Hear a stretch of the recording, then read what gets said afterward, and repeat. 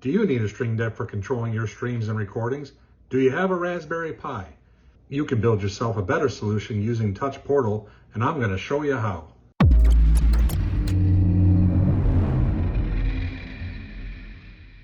Hey guys, Retro Matt here. Today I got a project that I'm putting together that's hopefully going to make my life a little bit easier. I'm planning on starting to do some streaming, as well as I do, record my videos here to share with all of you. So one of my issues is, especially with streaming, is, I have a few different cameras. I've got the camera here that you guys see me on. I have my overhead camera. I'm going to be doing a side view camera of my workbench.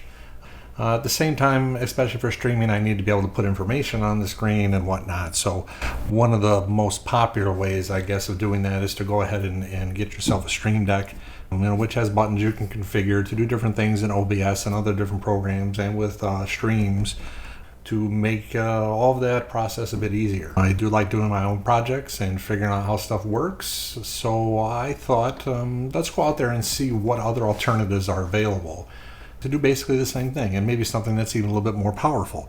As part of that process, I came across Touch Portal.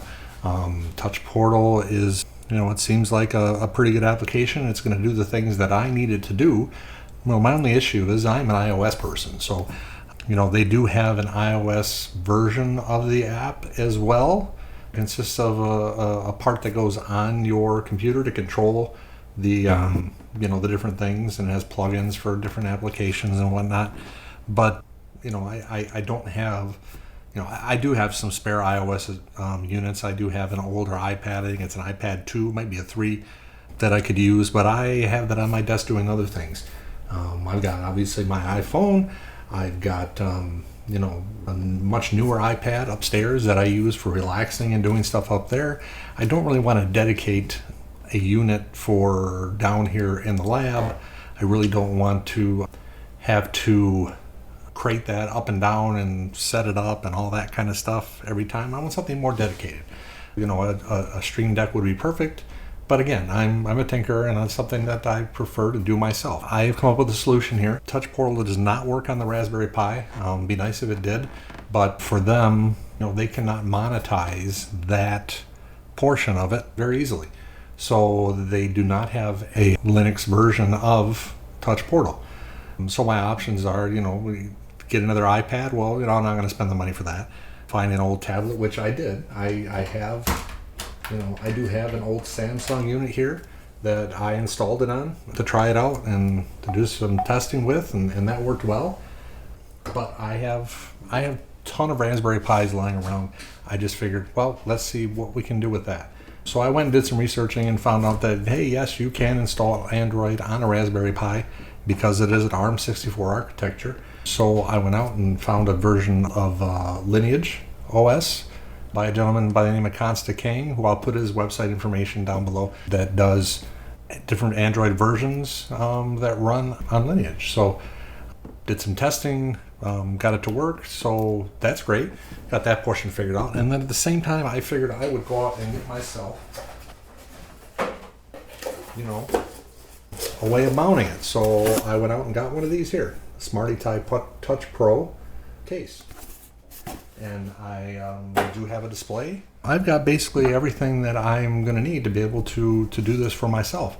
I want to share with you how I went about doing it, and maybe you can learn something along the way, and maybe it's a project you might want to do for yourself, because you can not only use it for streaming, for using with OBS to record videos, but you can also control other things. There are many different plugins for it. You can control Spotify. So yeah, that's what today's project is going to be about. I guess without any further ado, pitter patter, let's get at her.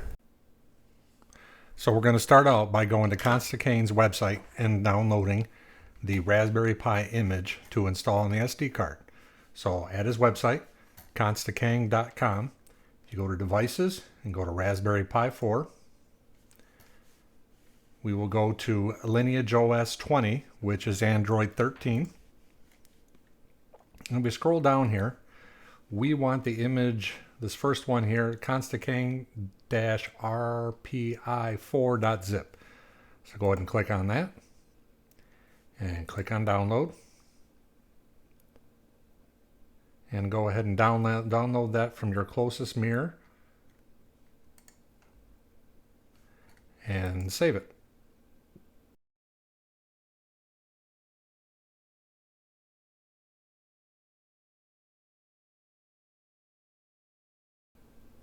Once that's downloaded, open up the zip file and go ahead and extract it. And I just usually let it extract into my download folder.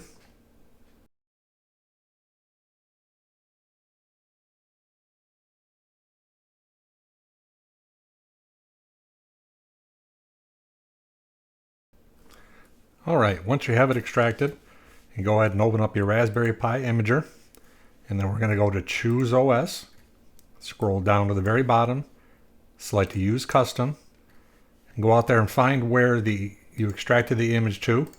So for me, it's under Users, Scripts, Mat, Downloads, and then here's the folder here. Click on Open. Next, we have to insert the SD card.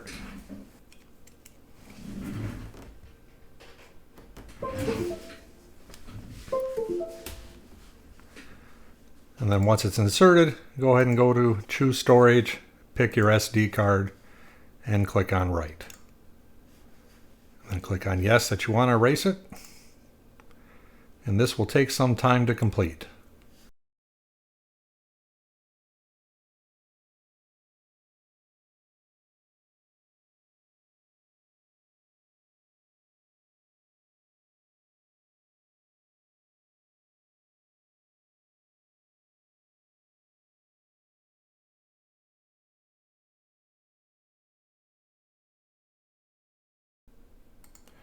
Alright, so after you've had a beer or two, that should be done extracting to the SD card. And we can go ahead and it should already be ejected if you selected to tell it to eject, like I did. So we can pull it out of the computer and then bring it over to our Raspberry Pi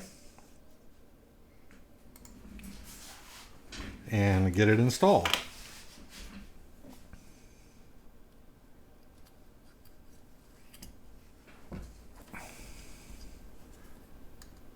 So we need to go ahead and plug in a keyboard and mouse, at least for now, while we get some things configured and set up.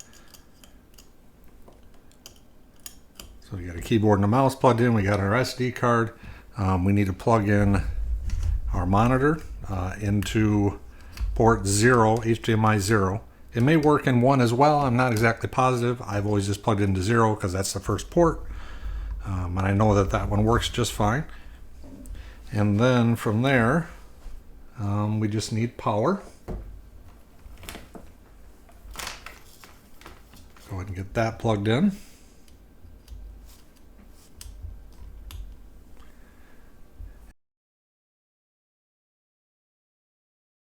Okay, with the SD card installed, we can boot up the Raspberry Pi.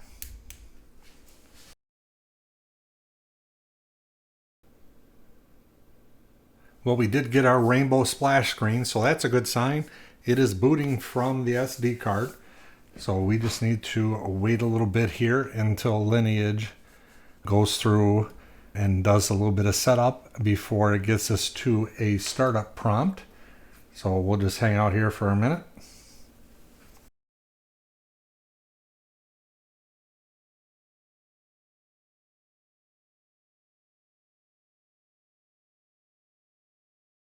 All right, success. Now that we've got it booted up here, what we need to do is scroll down a little bit here so we can reach the start button. And then we need to read through this extremely long end user license agreement and click accept. Go ahead and select our language. And go ahead and set our time zone.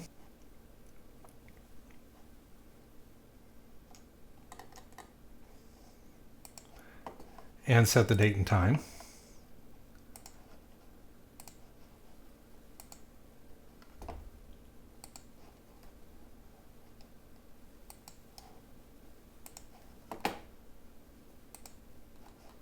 Click on next.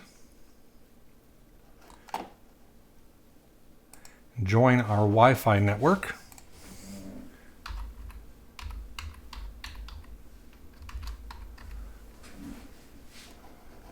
And click on connect there and wait for it to authenticate, and then go ahead and click on next. I usually disable location services, and I usually disable providing telemetry. Go ahead and pick your navigation style. I prefer the 3-button navigation myself. I do not set a pin. You can if you want to. I do not restore anything because we are going to wipe it once we install the Play Store. So if you go ahead and restore anything, you're just going to have to do it again. So once that's done, go ahead and click on Start, and then we should be at the home screen. So from here, we need to go out and download a couple more files from the website. So go ahead and bring up the browser. And we're going to go ahead and put in Constantine.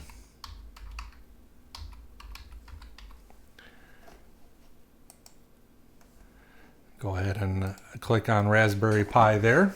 Go back to your devices in the upper right hand corner and go down to Raspberry Pi again.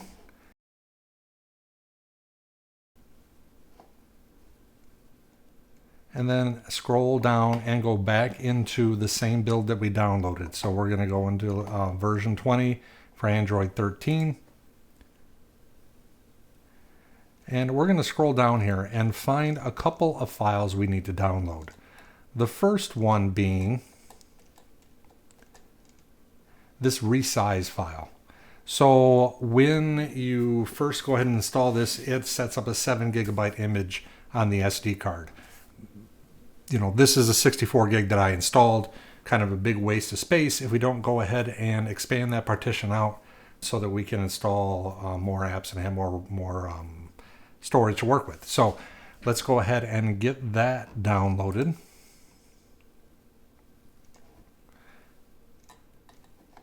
Go ahead and click on your download. And find your closest mirror. And then click on download. Now while that one's downloading, let's go ahead and go back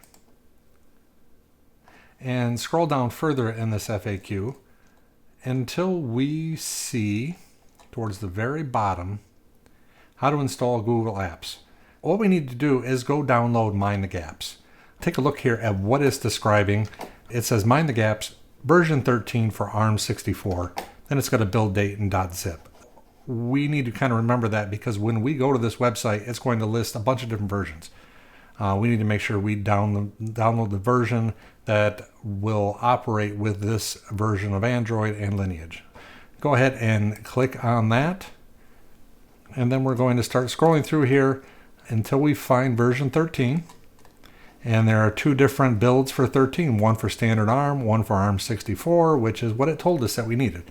Go ahead and click on download, and then come down here and click on download again, and then find your closest and best mirror and click on it, and then click on download yet again. If we pull down from the top of the screen here, we will see that our downloads are running. While they're running, we can go ahead and go in here and set it up so that we can get into recovery mode. Go ahead and click on your settings button. And what we need to go look for in settings is we need to go into system. And then we need to go into buttons. And at the very bottom of buttons here is a power menu. Go ahead and go into that power menu. And at the bottom of that menu is advanced restart. Go ahead and turn that on. And then let's go back home and pull down and see how our downloads are doing now. It looks like they're both downloaded, so they're ready. What we can do here, you can either click on the power button here, or you can hold down the F5 button on the keyboard. Don't just hit it, but hold it down for a tad bit. and then you will get this restart menu that will pop up. Go ahead and click on restart and then click on recovery. From here, it's going to go ahead and reboot into recovery mode, where we're going to be able to install those two packages that we downloaded, both the resizer and the Play Store Mind the Gaps image. Let's go ahead and get recovery mode started here, and I'll show you how to do that. So inside of recovery mode, inside of a TWRP, go ahead and click on install and scroll down here to the downloads folder. And the first one we want to install is the resize. Go ahead and click on that. And then down at the bottom here, you'll see this swipe to confirm flash. Go ahead and swipe to the right with that. And it's going to go ahead and do that resize right now. Once that's done, go ahead and click on wipe the Dalvik and then swipe to wipe it. And it'll go ahead and go through and clean that out. Now, you could reboot here. What I typically will do is I will click on the back button and then click on it again. And then we can go ahead and do the other install before we actually reboot out of recovery mode. So go ahead and click on the Mind the Gaps one here. And then you want to swipe to confirm this one. And it's going to go ahead and extract some files onto the or into the image here. And then we're going to have to, once that's done, go ahead and basically restore the defaults on the entire operating system. And then we're going to have to go through setup again. So once this is done here, go ahead and wipe the Dalvik again. Go ahead and click on your back button a few times. And then what we want to do here is we want to click on wipe. So this is going to wipe the data, the cache, and the Dalvik. Go ahead and swipe to the right to factory reset and click on reboot.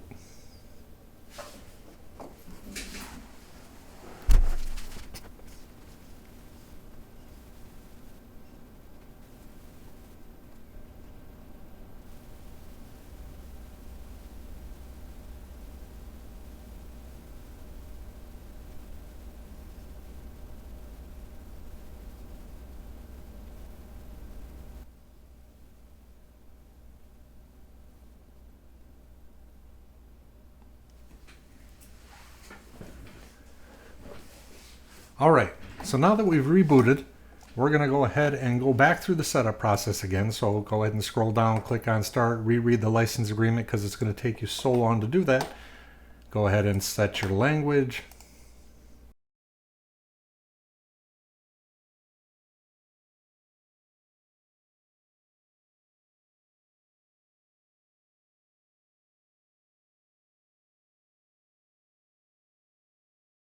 Go ahead and click on next. And go through and set your location service options and your telemetry options. And select your navigation style.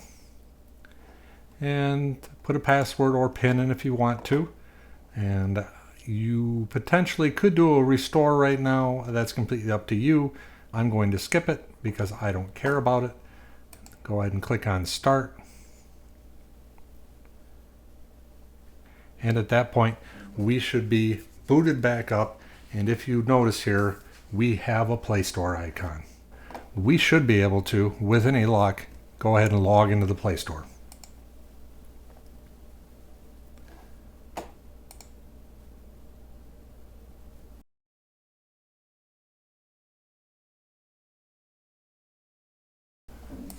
All right.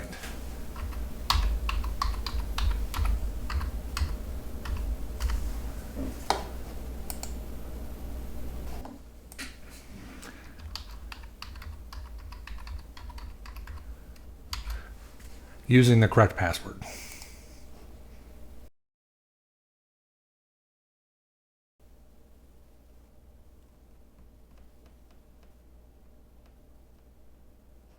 All right, go ahead and choose if you want to do backup to Google Drive. I do not use that. Click on accept.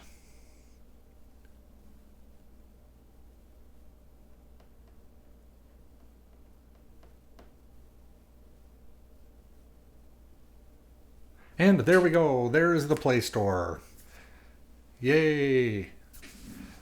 Really wasn't that hard. Really doesn't take that long to do if you've done it a few times. You know, your first time you will probably mess something up and end up having to do it again. Not a big deal. So, the whole purpose of this is so that we can get Touch Panel installed. We should be able to go here, or Touch Portal, I'm sorry. The whole point is so that we can get Touch Portal installed. We should be able to go up here and type in Touch Portal. Click on that. Go ahead and click on the install button, which is right under my head.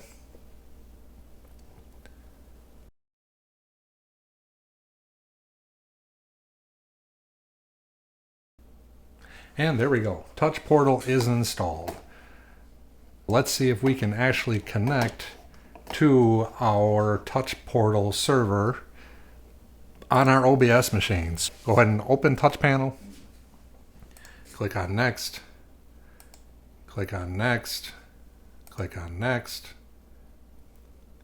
And it went out to the network. It found our Touch Portal, and there we go. I know it's beautiful. I've been in the process of learning not only OBS, but Touch Portal as well, and trying to figure out how I'm going to set it up once I get all this installed into the Raspberry Pi. So this looks very, very messy. None of this configuration that you see here, these buttons, even do anything anymore, because I've been concentrating on just getting this portion done and then making some changes to my OBS Studio setup. Now what we need to do before we can mount this into the case and before we can connect it to the touch panel is we need to go in and enable the touch panel in the configuration. If I remember right, we should be able to swipe down and go into settings. And if we scroll down here to system, I believe here at the very bottom, yep, is a Raspberry Pi settings. Go ahead and click on that. And what we're going to do here is scroll down to touchscreen. Enable configuration for official Raspberry Pi 7-inch touchscreen. Go ahead and flip that switch on now. And then there are some other options here that if you wanted to use in an IR remote, if you wanted to set up a power button for it using GPIO pin 21, you could do that. Volume buttons as well. You know, all those sort of different tweaks that you can do, be done from here. You can also overclock it from here. You know, this is a Raspberry Pi 4. It's only going to be running touch panel for me, I believe. I might play with some other things with it at some point in time, but for now, because that's all it's going to be doing, it's not extremely resource intensive. So I'm actually not going to overclock this because I'm not going to be playing games on it or doing anything that's, again, that's going to require a lot of power. You can overclock it. If you do, make sure that you have a fan installed. The case that we're going to install it into does have a fan, so potentially could, but again, I don't need it, so I'm not going to set it. So we've done that. What you can do at this point, go ahead and power this down, and then we are going to mount this into the case and boot it up and make sure that it still works. Go ahead and hold on your F5 there for a little bit and click on power off. Well, now that we have the Raspberry Pi set up and we've got Lineage on it and we got Android on it, and we made sure the touch portal will actually work, and we've got the SD card configured so that it will work with the Pi display, we need to go ahead and assemble our Smarty Pi Touch Pro. We're going to get to that. We're going to get the Raspberry Pi mounted into it and get everything encased, hook power up to it, and see where we're at that point. So I've got here the Smart Touch Pro, and then I've got the Pi display here. So we're going to go ahead and get this opened up, and inside of here there's some packing material, and we've got a bag of parts that we're going to need for assembling it. So we'll put that over there. We've got our base with the metal weight on it. And we've got the backing plate. And we have the plate where the Pi gets mounted to, and then the display goes in the front side of it there. Also, which I had already pulled out here, there is a strip that you can use to basically cover the camera hole here, should you decide not to use it. You know, you would peel off the 3M backing off of it and then stick it right on there, and it will cover up that hole on the bottom. After doing some reading, I did decide that I'm not going to put that Pi 3, that new Pi 3 cam in there. Reason being, Lineage and the Android on it does not really support using the Raspberry Pi camera for its default camera. Now, I don't know yet if that's, you know, my original intent was to use GStreamer with that to stream it into my OBS system, so I had another camera. The problem there is I don't even know if there is for Android, whether it be jailbroken or not. You know, I don't even know if there is a GStreamer available for it so that I'd be able to do that. I mean, obviously it's not running, you know, Raspberry Pi OS anymore, so, you know, there's no real way that I know at this point, at least, to get GStreamer on it so that I can, you know, get it over in OBS. So, you know, that's a project I'm going to tackle at a later point. For now, I'm just going to go ahead and leave the camera out. I won't, you know, there is a piece in here for covering the hole without putting the sticker on it. I'll probably just throw that in there for now. That's kind of my plan here. So we're not going to need the box. All right. A few things that we need to do here. I actually already had this out of the box and partially assembled. I did already put the feet on the base plate, so, you know, we can go ahead and start there and get that. Actually, we'll get our screws out first. Inside of our little bag of goodies here, we'll go ahead and dump all this out. We have many interesting things in here. We have, first of all, the directions, which are at their website there. That leads to a PDF file that, you know, you can use to for the instructions. And it's, you know, there's a few little caveat things that you might run into while you're assembling it. If you haven't read the instructions, you're going to want to read through them just to get an idea as to what goes where and how things are supposed to work. So we've got also a couple baggies here. Inside of one of these baggies here is the screws for the power cable. These are a little bit longer than a couple that are included in this baggie, so we're going to use those when it comes to that point. We've got our case fan here, so we'll be getting that installed. We've got two adapters that come with it. One for the Raspberry Pi 4, because obviously it uses a USB-C connector, you know, and then we have the regular connector there for the display. And then you've got one here that should have two regular connectors on that end, a regular connector on that end. This one again has the USB-C female on that side and the males on that side. So we're using Raspberry Pi 4, so we're going to use the 4 one. You got a couple of little hinges here. We've got included in here are actually 3 longer DPI cables, which will come in handy. And then we have our miscellaneous package here. So in here are a few different screws and other bits and bobs. We have a cover that can go on the back should you decide not to use the built-in fan. So it's got a little notch there, and you can go ahead and screw that down, you know, cover the fan hole. We've got some screws here that are used for your hinge. Nuts that go into retainers there. We have the camera cover, which we're going to be installing.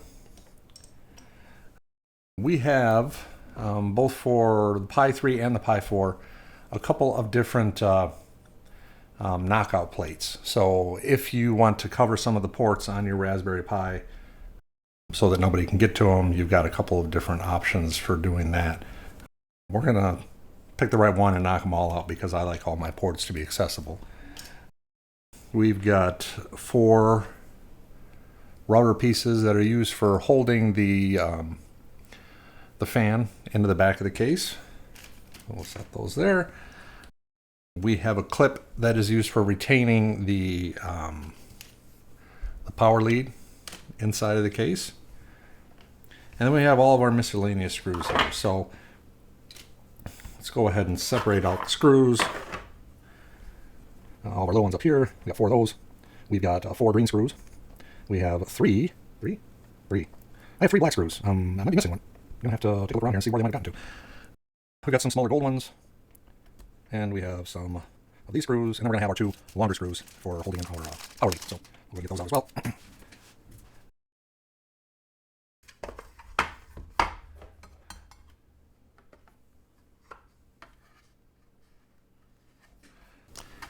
So we're going to go ahead and get this backing plate installed.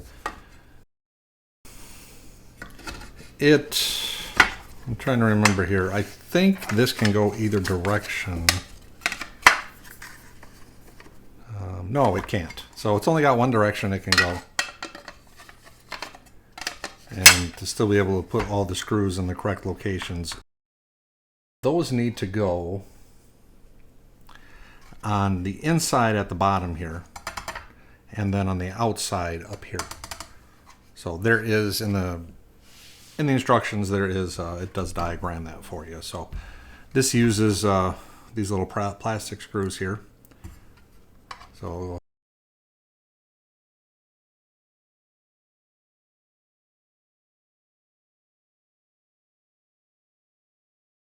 and then the next step as far as this goes would be to install your rubber feet, which I already have installed. So we have got that portion set, so we can set it aside.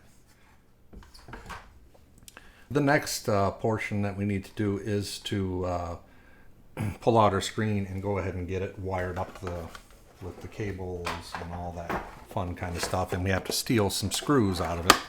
I'm sorry, some standoffs out of it. Inside of here you have its kit. You've got a DPI cable for it, the standard one, and then you've got 4 wires for wiring it up. The actual unit itself, you know, obviously has the standoffs on it that you would use for setting your Pi on and then routing your cable up, your DPI cable up to it. So but in the instructions, what it has you do is it has you steal these standoffs and then move them inside of the case. So you know, we're just going to unscrew these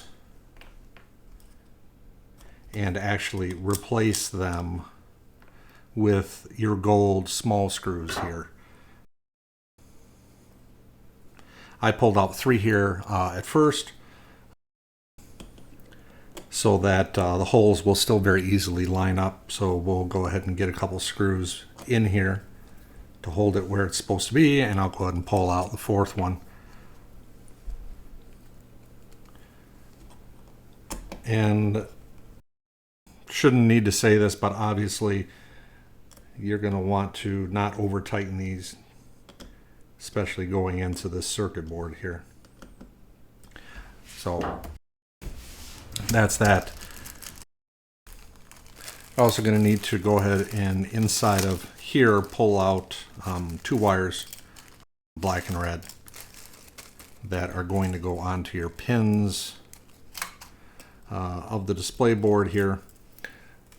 You're going to put the black one on this pin, and it is labeled on it. Let's see if I can get it to show you. So you can see ground there, it goes there, and then 5 volts is going to go to this pin on the opposite end, which is labeled 5 volts. So we'll go ahead and wire those up.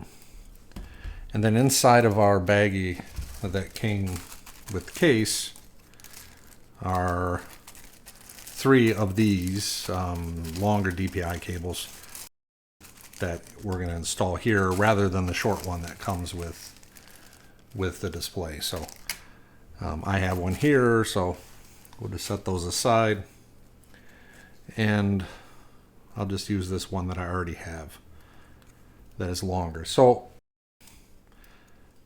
you know, you need to pull these little retaining pins out right here. Go ahead and just snap them out, and then the little black piece will slide out so that you can get your cable inserted. And you want to get it seated all the way, and when you do, you should just barely be able to see the pins on the cable.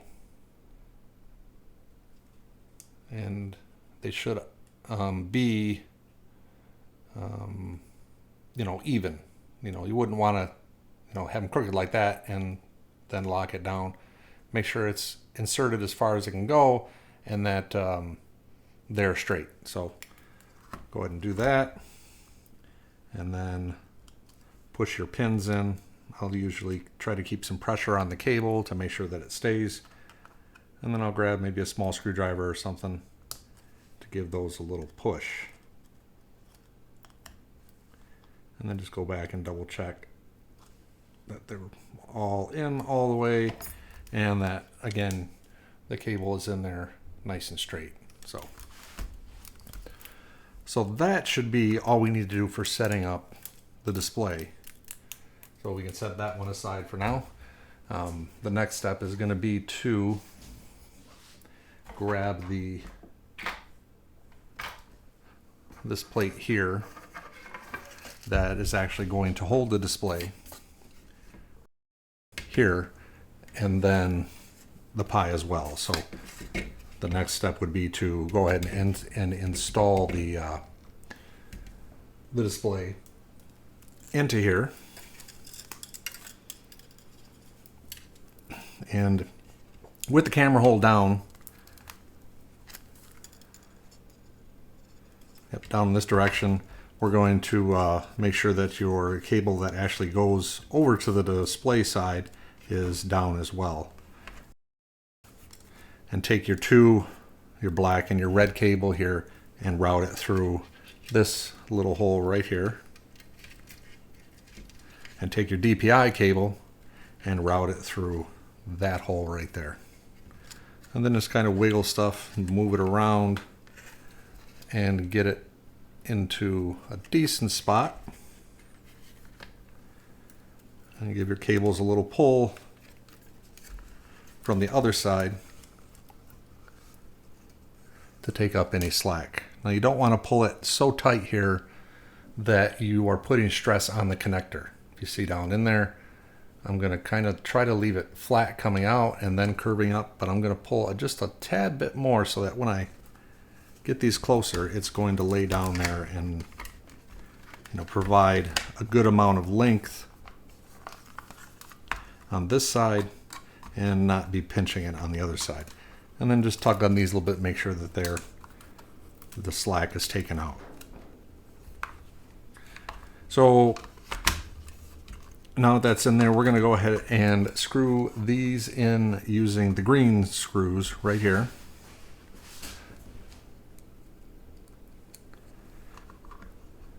Go ahead and line those up and start screwing them down. Just get them started in here. Get them most of the way in, but leave a little bit of slack. Don't torque them down yet. And the reason being is once we get them all in here, I'm just going to double check and make sure that the screen is sitting flush in the front, which it should be. You see there, it is sitting nice and flush inside of the case on all sides, and I'll just take my fingers to make sure it stays there, and then snug these down. Again, don't over tighten them, just snug them down.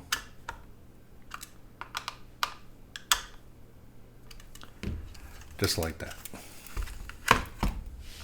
So that portion should be all set, and we can now take a look at our little port blocking covers here. And let's grab the Raspberry Pi.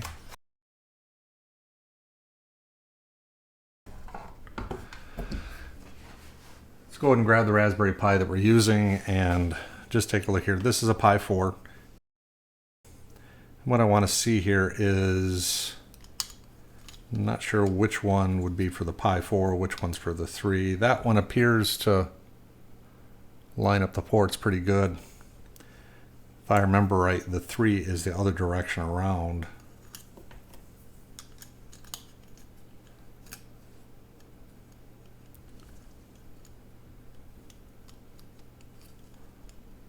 So that one doesn't quite sit right. I'm pretty sure it's this one. Let's see here. Yeah, the instructions from their website don't really show which one is designed for which Pi. Let's do this. Let me just see which direction these are going to go in there.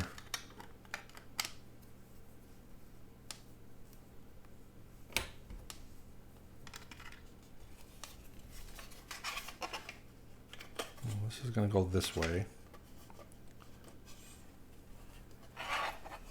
Then like yo, and then that will go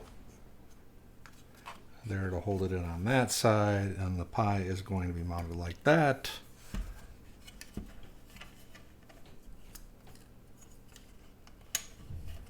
So it will be like that.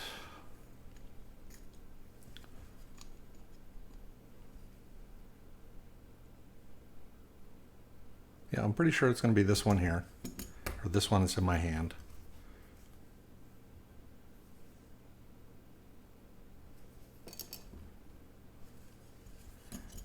Providing that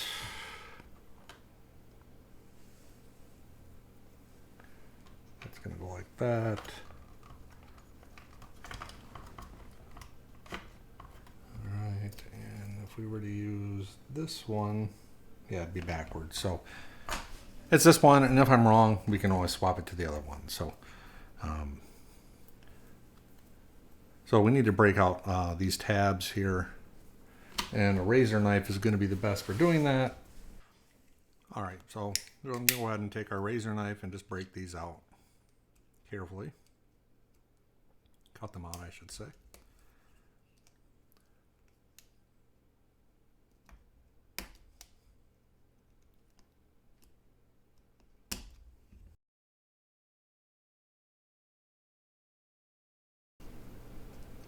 Again, you can, you could do just the ones that you want accessible.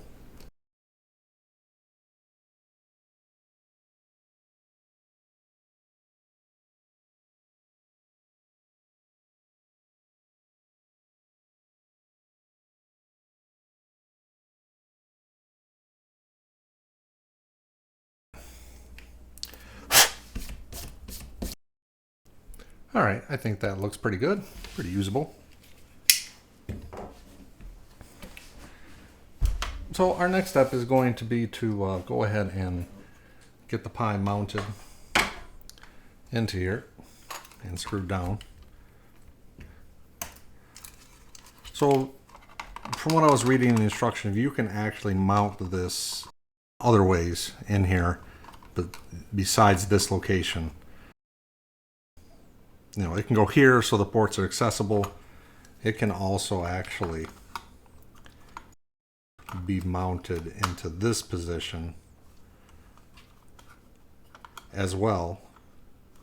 Maybe this is what would be more secure for a kiosk setup, because then your ports are on the inside and you could run your DPI cable which underneath here is your display board. You could run it this way and then get it hooked up right there. And then your cutouts here would not be accessible if they're broken out. Still, it'd be nice to see a full cover that would actually just cover that hole right up completely and not have the breakouts. So, well, yeah. Again, we're going to have the ports accessible, so it's going to go on this side. Now, one of my complaints about this is, and probably not much they could do without really designing this a completely different way. Your SD card is right under here on your Raspberry Pi. And then we flip this over, and here's your display port that we're going to wire up to. If you see what's going to happen here, when we get this mounted in here, our cable is going to come up and around and down into that connector. And now getting the SD card out is pretty darn near impossible without disconnecting the DPI cable so that you can get to it. And even then, it's up against the plastic here, so you really got to get your finger under it, or I use a spring hook myself to get underneath it and, you know, grab a hold of the lip on the SD card to be able to yank it out and then get it out, and then I can kind of, you know, move it around, slide the card out, and get it out. But that's just one of the downsides, I guess. That's kind of why I guess you make sure everything works first and then mount it in there. All right, so we are going to mount this in there using our standoffs that we pulled out from the display board. So we'll go ahead and line the screw holes up and get these started.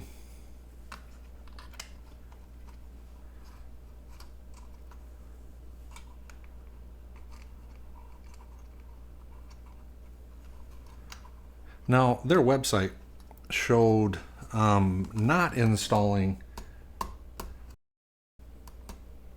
it, the standoff here, although in the written instructions it does say to use 4 of these to do it, but the picture that they show only had 3 in it. I'm not sure if that was just a gaffe there when they were taking pictures or what, but I went ahead and put all 4 in.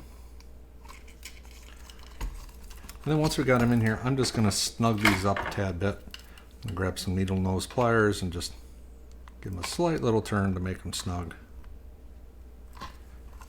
Again, you don't want to over tighten and put stress on your Raspberry Pi, so just enough to lock them in there so they don't come unscrewed. There we go. That is that portion. So the next bit is going to be, if you are installing a camera, go ahead and get it mounted in there using those 2 screws. I'm sorry, 2 of these screws. I'm again not going to be installing the camera, so I'm going to go ahead and take this little cover and drop it in there and then install 2 of these screws to hold the cover in.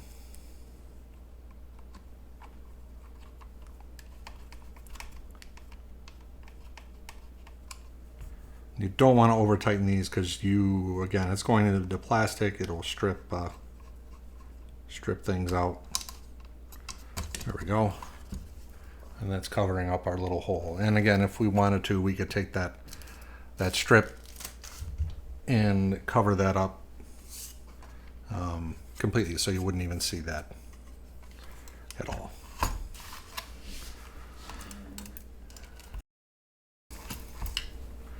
All right, and now we're going to go ahead and put our DPI cable in here. So I'm going to undo my connector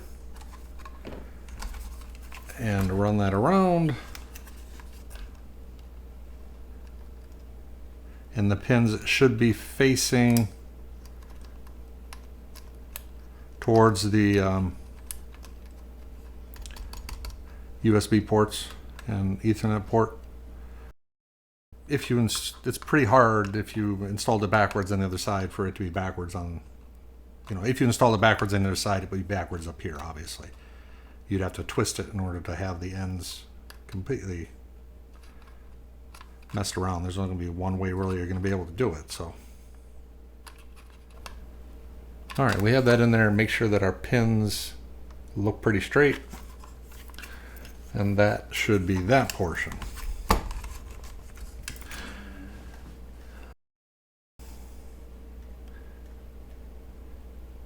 So the next thing we're going to go ahead and do is we're going to go ahead and get our fan mounted. So we'll set that aside for a minute. Grab our fan. Again, if you didn't want to use the fan at all, you do have this cover that you can go ahead and drop into there and then screw 2 screws through that side into the case to cover up that up. I don't know why you wouldn't use a fan. It came with it. I don't imagine it's going to make that much noise. Alright, so what we need to do is your little rubber pieces here actually hold the fan, which is good because it's going to be, any vibration that you're getting is going to be dampened. It's not going to carry through the whole case.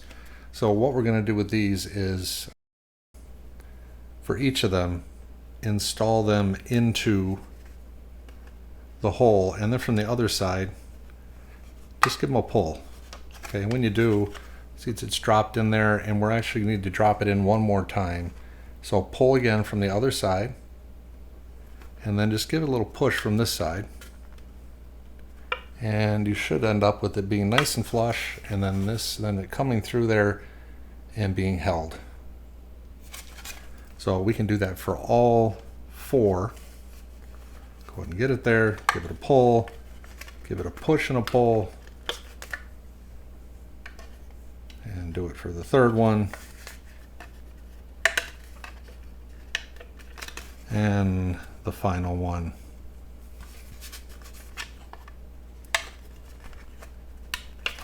And on this side now we should have all 4 of them sticking up, and then all 4 on this side being nice and flush. So the fan, when you install it, at least by their instructions, is going to go this way with your wires heading out this way. And if you look here, it's going to be, what is the flow direction on this? It is not labeled. But they show it going in this way as opposed to that way. And again, there's no rotational direction like on a bigger fan there, so I'm not sure which way that's going to end up being, which way it's going to turn. But we're going to put it in like that. So to do it, you're just going to take it and set it on, or run it through the rubber pieces here. And then you're going to go ahead and pull on each one and then push the fan down.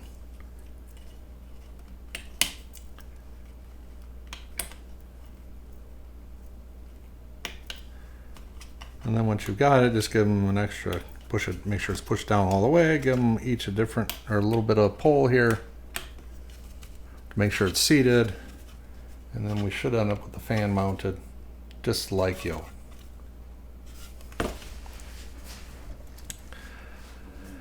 Okay, we also need to go ahead and get our cable, our Y cable, mounted into the case here. I've got here the one for the Raspberry Pi 4, and it goes into this area, and there's a little detent in each one. That little detent is going to go into here to hold it, stop it from going in and out.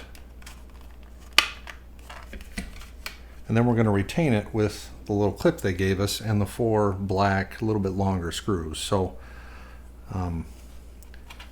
it is going to go in just like that. Okay. See how the lip is, this side is flat, that side is not. The flat side is going to go down. We're going to take our little bit longer screws here and go ahead and run them through.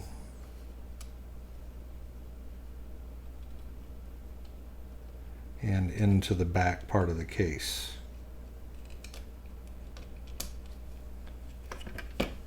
And just, get it started.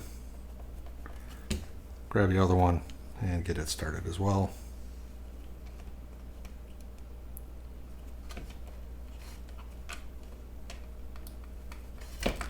All right. And then get them screwed in all the way. Being careful, obviously, again, not to over tighten so you don't strip out the plastic. And that's what that'll look like once you've done it. That's going to hold that in there very nice.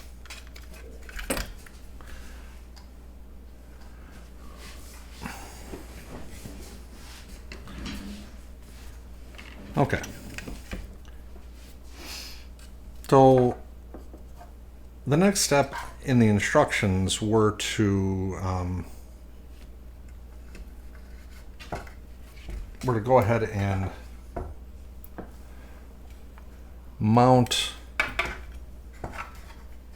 your Raspberry Pi and display into here at this point. And then after that, you would go through and get your power cables connected, to your fan and the Raspberry Pi, and then swing it up into place. When I had done this in the past, it was very awkward, and actually I ended up unplugging. Through that whole process of trying to route cables and everything, I ended up unplugging the power for the display port. And it wasn't a lot of fun because you're trying to maneuver it up here, and it's just. So I'm going to try this a different way this time. I'm going to mount that afterwards, and I don't see why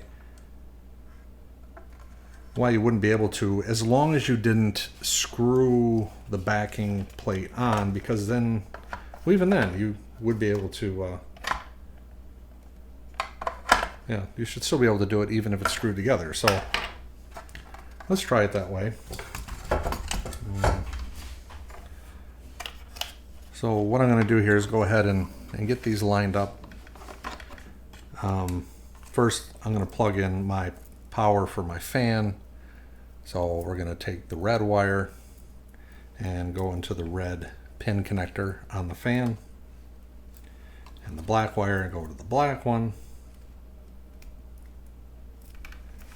So got the fan connected up.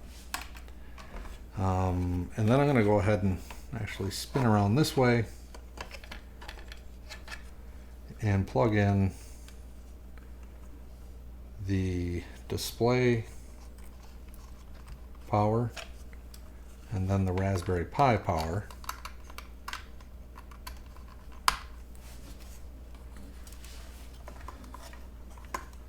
And then I'm going to make sure my wires are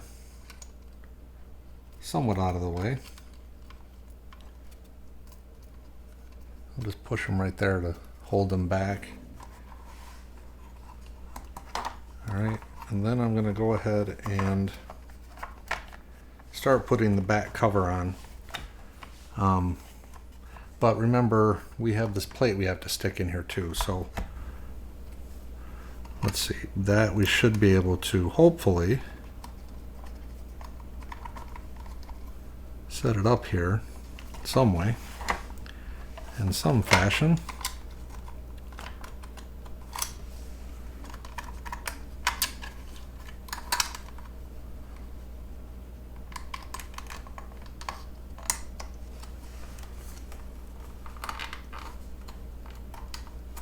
There we go.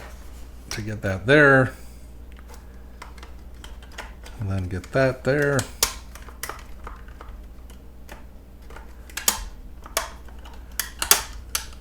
And get everything lined up, hopefully.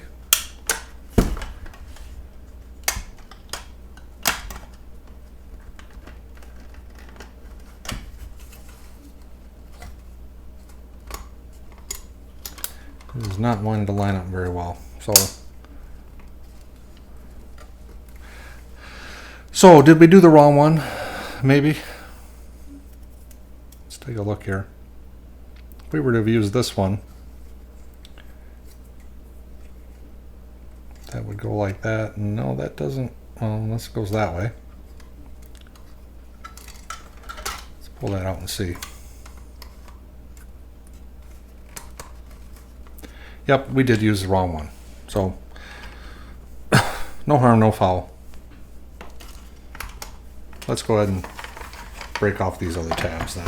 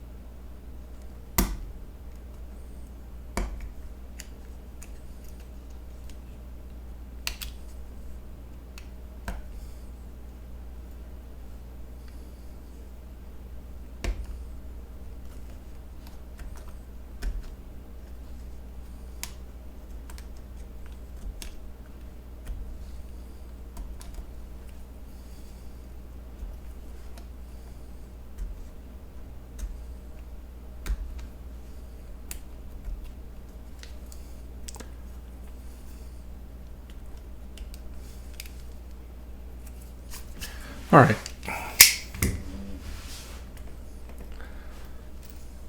So now let's try it again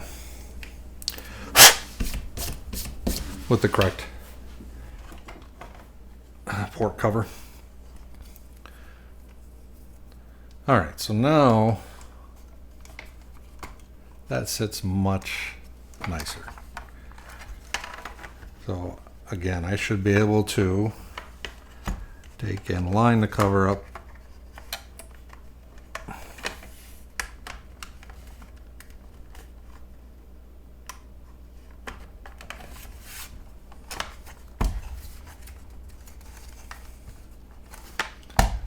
Make sure our port to cover is in there very nice. And everything looks good and sandwiched. That should be that. Still need to find that other screw.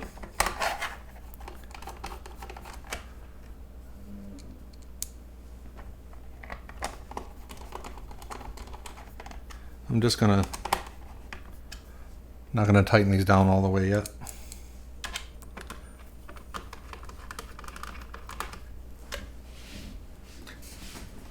All right, I'll be right back. I gotta find a screw. Well, I've searched every place. I cannot find that screw. My own fault. So I'm just going to leave it out for right now. I will come across it at some point in time and I'll get it installed. So I'm going to go ahead and just tighten these down the rest of the way.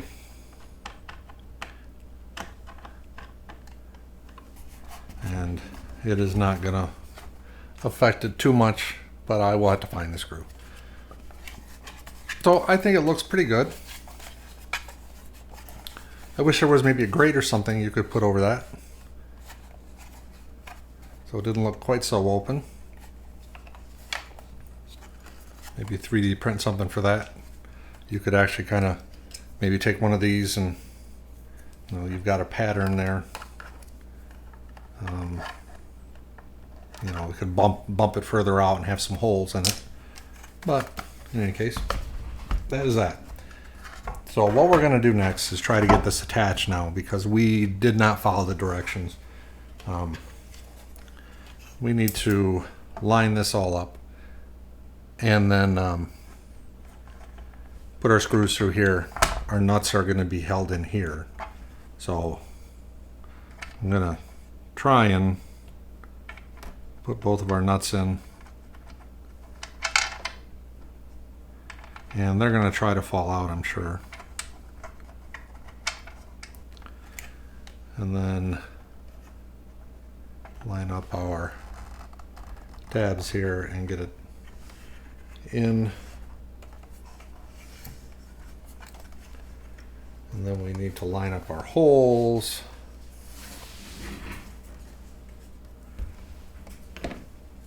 So I think, yeah, I'll use this here to try to get our holes somewhat lined up.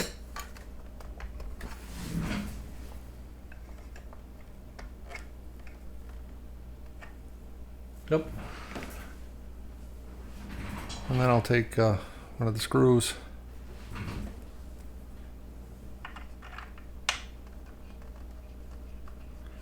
and go ahead and try to get it started.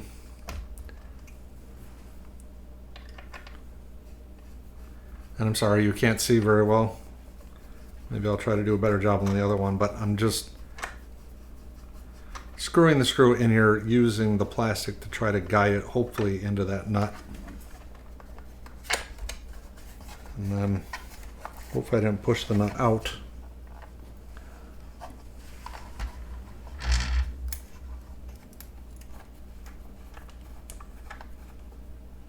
There we go.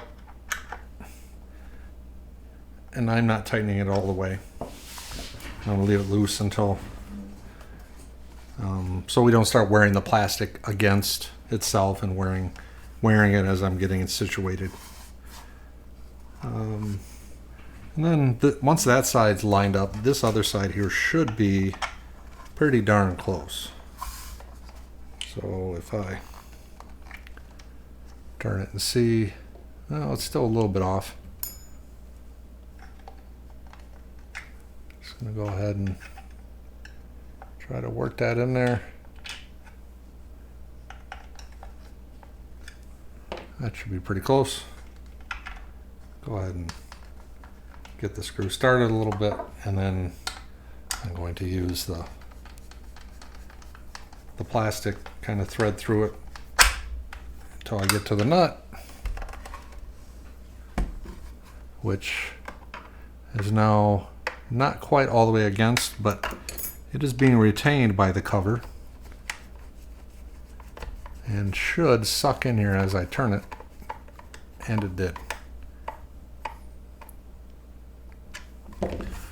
So I think that was a success as far as not following the instructions, because that was a lot easier to do it that way than it was to follow their instructions, get this mounted here, then try to get the case in there, get your wires routed, get it pushed up in there, and this is the way to go. So, all right. It is Visa mountable. So there are brass inserts here on the other side that you can actually put a Visa plate on the back of it and then mount it to a wall or on some sort of other holder or stand, I guess. So that's cool that it's got a Visa mounts. It also has hanger knockouts here, so if you wanted to stick it on a wall, maybe use it as a thermostat or something like that, then you could potentially do that. So very nice. I do like the way the port cover has kind of encased everything. The power connector, I don't know, it's held in there good. It's not going anyplace. They probably could have done a little bit different way, made it look a little nicer, but it's all right. Yeah. So again, I would have liked to have seen, a knockout cover here for security reasons. When it just bumps out a little bit more and is just completely flat.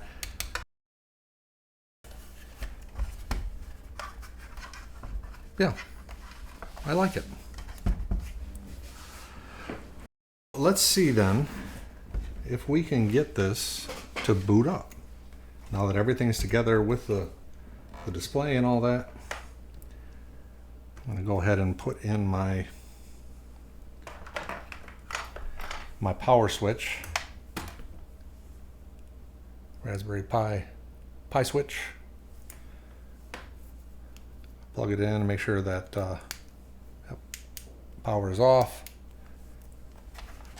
Go ahead and plug in the power connector.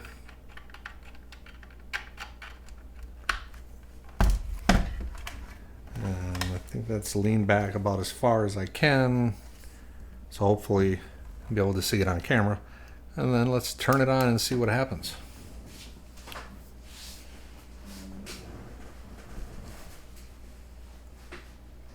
Well, that's a good sign. These, while this is booting, could actually be used in place of using the base plate. Ooh, look at that. The display's working. Yay! Okay, so these you could probably actually go ahead and use to mount this to something else. So, for me, if I wanted to, I could put it on the wall, I guess, and then still be able to swivel it, or maybe, on one of my shelves, or maybe even hanging from the bottom of one of my shelves here. And then I'd be able to use it directly in front of me to switch cameras and whatnot. So that's not a bad idea.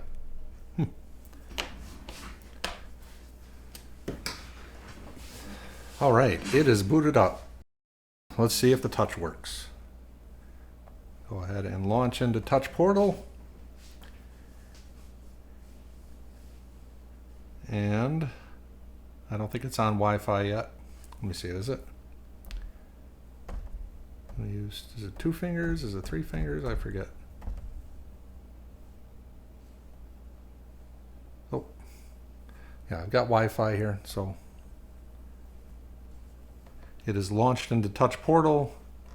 So again, I've got to reconfigure all my Touch Portal stuff, configuration. So let me just make sure it's actually on the that it's on the internet. And it appears to be. Yes, sir.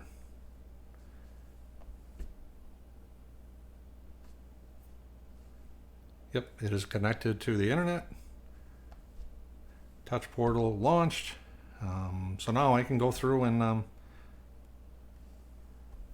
go ahead and use this as my Touch Portal. So very cool. I think it's, go ahead and let's pull our prophylactic off. Ooh, there we go. Yep. Ah, there it comes. See? Must have just been a little bit of delay there or something. Oh, that's right, because this is really the only panel that was working. These other ones I don't have set up to do anything right now. Just that one, going to another menu.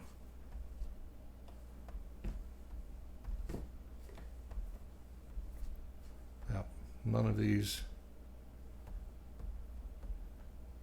are currently working. This one actually lit up because if you look on the screen, I am actually in this corner right now. So I think that it is recognizing that. Otherwise, this green arrow would have been someplace else if I was on some other place on the screen. So, yeah. So, to sum up, it's something that, is it cheaper than getting an inexpensive Stream Deck? Maybe a little bit. For me, I have a dozen maybe a dozen and a half Raspberry Pis around here between the Picos and the Nanos and the 3s and the 4s and the 2 and the original one. You know, it just seemed there for a while that, you know, you'd find these little projects or these little kits on the internet, and it would come with a Raspberry Pi because they were $35, and the other components that went on it, or that went part of the kit, were typically more expensive than the actual Pi was, so it would be included in the kit. You know, and I guess you can never have too many pies, right? So I've got a bunch laying around. I know they're actually quite valuable right now, at least until probably about the middle of this year, when the inventory starts coming back and they become back in stock and they return to normal prices. I already had the Pi, so that's, you know, $35 off. I think the case was, I got the white version, was $28. I think if you get the black, it's like $33. I don't know why black is more expensive than white. It's, you know, I could go into that, but it's really not worth it. So the case, you know, was $28. The display, I had a display, but it didn't work. I hooked it up and it was no good. I had to order a new Pi display. I think that was $70. The rest of the stuff, you know, was the power supply. Getting a decent, good power supply so it's able to power both of those. You know, what, $14, $13. You know, I do have, and I didn't install it yet because I think I might use it for something else. I've got the PoE. You know, I could have used that and not had to use the power supply, and I could have saved, you know, $13, $12 or $13. So that could have been some savings. It's maybe I got $110 invested into it currently, not including the stuff that I had already. To do it from scratch, I mean, you might be looking at $150. I think some of the smaller stream mates, a 6-button, I believe, is what, maybe $250 or so. I'm not sure. I haven't looked in a little bit. You know, I'm going off memory there, but it's certainly a little bit cheaper. What I like about it is, if I want to do more than just the touch portal on it, I can set it up to do, you know, anything that runs on Android is going to be able to run on this. So if I want to be able to, you know, pull something up here that needs Android, I'm not an Android user, I'm an iOS user. But if I wanted to try a program out, I've got an Android, basically a tablet here now, that I can, you know, install an app on and try it out or whatnot. So for me, it's going to be invaluable, and it's going to sit here and be part of my setup for making videos. I think it's a decent, it was a neat, interesting project. It had a few challenges that I had to work through, but really, as far as the difficulty level, to follow the instructions that I basically have already set up here, it's wasn't that hard. Maybe an hour's worth of work, maybe a little bit more. And as far as difficulty, I'd give it maybe a 3 or a 4 out of 10. So cool little project. You know, if it's something that you've got this stuff laying around and you want to give it a shot, it's very viable, and I will report back once I get Touch Portal all set up and all the buttons working the way that I want it to. I'll certainly report back and show it off a little bit, how it's operating for me and how it's doing and how it's worked into what I'm trying to do here. So I really appreciate taking the time, spending it with me. If you like the video, obviously, you know, there's the stuff that you should do. You know, like, share, subscribe, leave me a comment. I would love to answer questions about it or help out in any way I can. Help support the channel so that I can continue to do these sorts of videos, and because I love doing it. And I'm certainly hope it helps you out. Until next time, have a wonderful day.